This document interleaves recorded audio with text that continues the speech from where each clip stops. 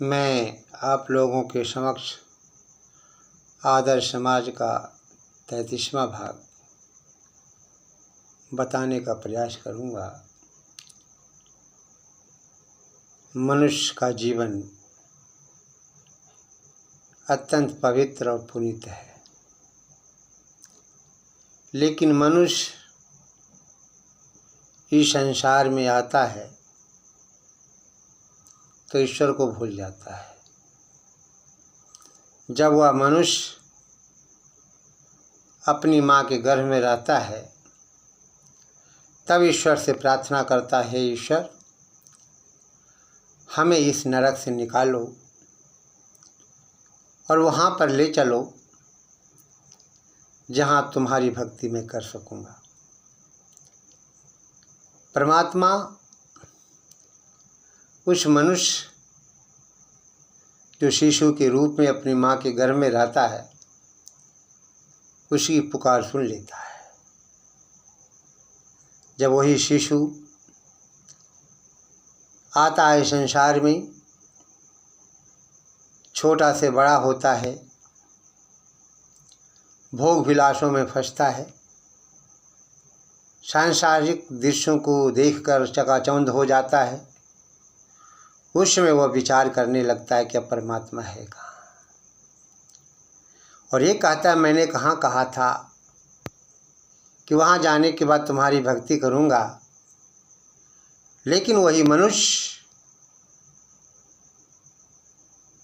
जब परमपिता परमात्मा को भूलता है तो परमात्मा कहता है, ओ पुत्र मेरे, तुमने स्वीकार किया था अपनी माँ के गर्भ में, लेकिन यहाँ आकर के तुम मना कर रहे हो। मेरा कुछ नहीं बिगड़ेगा, बिगड़ेगा तो तुम्हारा ही बिगड़ेगा। जिस प्रकार से एक नौकर अपने मालिक से, अपने स्वामी से दूर हो जाता है, स्वामी का कुछ भी नहीं बिगड़ता है, मालिक का कुछ भी नहीं बिगड़ता है, लेकिन नौकर का बिगड़ जाता है, उसकी रोजी रोटी चली जाती है, वो भूखों मरने लगता है। अंत में वही नौकर फिर मालिक के पास जाता है, स्वामी के पास जाता है और कहता है कि मैंने जो किया है वो गलत किया है। जब मालिक उसे दुत्कार देता है, हटा देता है, अपने घर से निकाल देता है, तो वह पुनः वही नौकर दूसरा मालिक ढूंढने लगता है। लेकिन समस्त संसार का मालिक तो एक है, वह है ईश्वर, जिसका मुख नाम है ओम। हम ओम की भक्ति से दूर होते जा रहे हैं। परमात्मा के अनेक नाम हैं, उन नामों में परमात्मा का मुख्य नाम ओम है। शिव परमात्मा का नाम है, विष्णु परमात्मा का नाम है, गणेश परमात्मा का नाम है, सूरज परमात्मा का नाम है, दिवाकर परमात्मा का नाम है, चंद्रमा परमात्मा का नाम है। ये सब गौणिक नाम है। लेकिन मैं ये चर्चा कर रहा था कि परमपिता परमात्मा का नाम शिव भी है।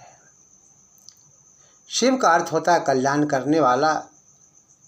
परमात्मा सबका कल्याण करता है, सबको सुपथ पर लाकर के उसके जीवन को महान बनाता है। जब कोई कुकर्म के दलदल में फंसने लगता है, परमात्मा पहले आगाह करता है कि हे मेरे भक्तों, तुम गलत रास्ते पे जा रहे हो। लेकिन जब वही व्यक्ति मानता नहीं है, जब उसे दंड मिलता है, तब वो उसे याद आता है कि ईश्वर ने ठीक कहा था। इस संसार में कुछ भी नहीं है। जो मनुष्य सोचता है कि मेरे पास अपार संपदा है, ये साथ में जाएगा लेकिन जाने वाला नहीं है।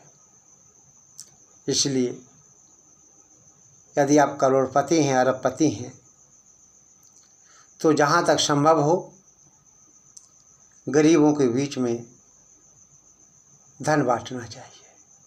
इसलिए आपको परमपिता परमात्मा ने धनी बनाया। किस लिए बनाया है? गरीबों कि पेट भरने के लिए, भूखों को रोटी देने के लिए, प्यासों को पानी देने के लिए। नदियाँ पानी स्वयं नहीं पीती है, दूसरों को पिलाती है। प्यासों को पिलाती है, आने जाने वाले पथिकों को पिलाती है। फल जो वृक्ष देता है, वृक्ष फल स्वयं नहीं खाता है, दूसरों को खिलाता है। इसलिए दुनिया के लोगों, हम आपसे यही कहना चाहेंगे कि यदि परमपिता परमात्मा ने आपको अमीर बनाया है तो आप उन बच्चों का भी कल्याण करिए जिनके बच्चे रोडों पे खेल रहे हैं, झोपड़ियों में रो रहे हैं। हो सकता है उन्हीं बच्चों में से कोई एक ऐसा बच्चा हो सकता है जो दयानंद बन जाए, विवेकानंद बन जाए, अम्बेडकर बन जाए, महात्मा कबीर बन जाए, गौतम बुद्ध बन जाए। कोई नहीं जानता। इसलिए हम यही कहना चाहेंगे कि आप अपने धन का सदुपयोग करें। इसलिए परमपिता परमात्मा ने आपको धन दिया है। और आपका जीवन कैसा जीवन होना चाहिए? आदर्शमय जीवन होना चाहिए। इस संसार में कोई कुछ लेकर नहीं जाता है। केवल मनुष्य अपना नाम, उसके साथ अगर केवल जाता है तो उसकी अच्छाई जाती है, उसके अच्छे कर्म जाते हैं। जाने के बाद दुनिया याद करती है कि हाँ, किसी ने कुछ करके दिखाया है, किसी ने कुछ हमें दिया है। आज स्वामी दयानंद हमारे बीच नहीं हैं, लेकिन उन्होंने आर्य समाज की स्थापना करके समाज का बड़ा उपकार किया। आज स्वामी विवेकानंद हमारे पास नहीं है, लेकिन स्वामी विवेकानंद रामकृष्ण परमहंस के पद चिन्हों पे चलकर उन्होंने हिंदू जाति की लाज बचाई और कहा संसार के लोगों से, हिंदू धर्म एक ऐसा दर्शन है जो सबको जीने की कला सिखाता है। हम खुद जीते हैं, दूसरों को जीने देते हैं। ये परंपरा केवल हमारे हिंदू धर्म में है, जिसे हम वैदिक धर्म भी कह सकते हैं। कहने का मेरा मतलब यही है कि स्वामी दयानंद ने भी यही कहा था। वेदों के मंत्रों को लिया था, वेदों के मंत्रों को बताया था। सर्वे भवन्तु सुखिनः, सर्वे सन्तु निरामयाः, सर्वे भद्राणि पश्यन्तु माँ कश्चित् दुर्भाग् भवेत्। हे नाथ, सब सुखी हो, कोई ना हो दुखारी, सब हो निरोग भगवन, धन धान के भंडारी, सब भद्र भाव देखें, सन्मार्ग के पथिक हो, दुखिया न कोई होवे, सृष्टि में प्राणधारी। ये हमारी भावनाएं प्राचीनकाल से रही है, लेकिन कुछ दुष्ट लोगों ने हमें मिटाने का प्रयास किया, फिर भी हम नहीं मिट पाए, क्योंकि हम जानते हैं कि हम साधारण व्यक्ति नहीं हैं, असाधारण हैं। परमपिता परमात्मा ने हमें वैदिक धर्म दिया है, सनातन धर्म दिया है, जो सृष्टि के आदिकाल से आ रहा है।